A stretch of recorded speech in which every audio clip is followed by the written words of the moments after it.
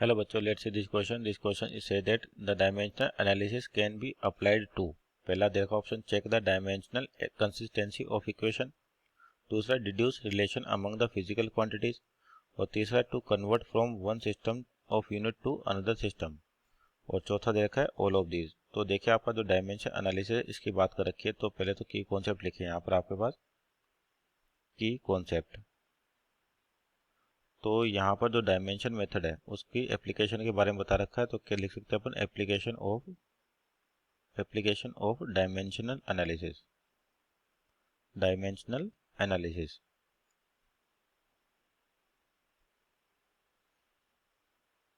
Dimensional analysis तो ये आपका की कॉन्सेप्ट हो गया। तो पहले स्टेटमेंट को चेक करें कि क्या कह रहा है आपके पास कि check the dimensional consistency of equation. तो ये आपका स्टेटमेंट सही है कि आपके पास मान लो कोई भी रिलेशन दे रखा है, तो उसको चेक करना है कि वो वैलिड है कि नहीं है। तो उसके क्या होंगे, दोनों तरफ के डायमेंशन आपके पास सेम होने चाहिए। तो जैसे एग्जांपल लेते हैं, मान लीजिए आपका जो टाइम पीरियड था सिंपल पेंडुलम का, ये कहता है T equal to 2 pi root L/G।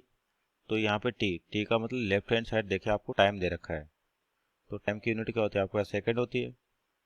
तो इसका जो डायमेंशन होगा वो क्या होगा, टी हो जाएगा आपके पास। अब लेफ्ट साइड देख, राइट हैंड साइड देखे अपने पास, तो राइट हैंड साइड में 2 पाई, ये तो कांस्टेंट वैल्यू है। और जो आपके पास यूनिट्स हैं वो क्या, L/G, और किस में, अंडर रूट में।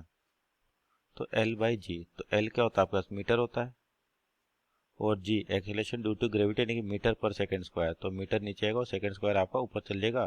तो मीटर से मीटर कैंसिल आउट, और सेकंड का अंडर रूट क्या आ जाएगा, सेकंड आ जाएगा आपके पास। इसका मतलब क्या होगा, तो राइट हैंड साइड है RHS, इसका डायमेंशन भी क्या दिख रहा है अपने को, टी दिख रहा है।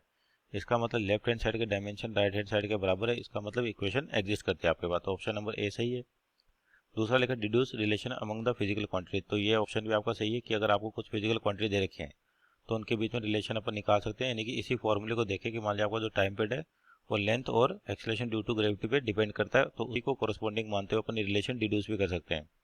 तीसरा देखो, to convert from one system of unit to another system of unit. तो ये भी सही है। एग्जांपल के लिए देखें अपने पास, जैसे मान लेते हैं अपने फोर्स की बात करते हैं, तो फोर्स की यूनिट क्या होती है आपका, किलोग्राम मीटर पर न्यूटन होती है। और न्यूटन को क्या लिखते हैं अपन, किलोग्राम मीटर पर सेकंड स्क्वायर। तो यहाँ देखिए, अगर ये तो होगी इसकी SI यूनिट। अब मान लिया अपने को इसकी CGS यूनिट लिखें तो वो होती ग्राम, और मीटर को लिखा जाता है सेंटीमीटर पर सेकंड स्क्वायर। ये किस में होती है, फोर्स की यूनिट CGS में। तो मान लिया अपने को SI सिस्टम से CGS सिस्टम में जाना है, तो किस तरीके से यूज़ कर सकते हैं। जैसे आपके पास यहाँ पर 1 किलोग्राम है, तो इसको किस में बदलना है, ग्राम में। तो अपन जानते हैं कि 1 किलोग्राम किसके बराबर, 10 की पावर 3 ग्राम के बराबर होता है। तो या फिर इस ग्राम को अपन किस में बदले, किलोग्राम में। तो ये 10 की पावर -3 किलोग्राम। और सेंटीमीटर को मीटर बदलें तो 10 की power -2 metre divide by second square. तो यहाँ पर अगर इनको बाहर ले अपन तो 10⁻⁻⁵, और यहाँ क्या हो जाएगा आपके पास, किलोग्राम मीटर पर सेकंड स्क्वायर। तो यानी कि इसके डायमेंशन लिखे अपन तो 10⁵ तो आपका कांस्टेंट वैल्यू है। तो क्या हो जाएगा,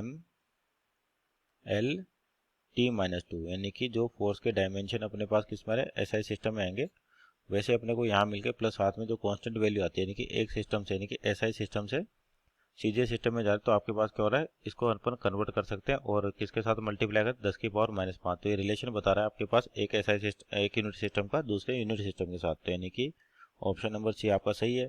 इसका मतलब चारों ऑप्शन सही है, तो इसका राइट आंसर हो जाएगा option number D. Means all the options are correct. Hope you understood well. Best of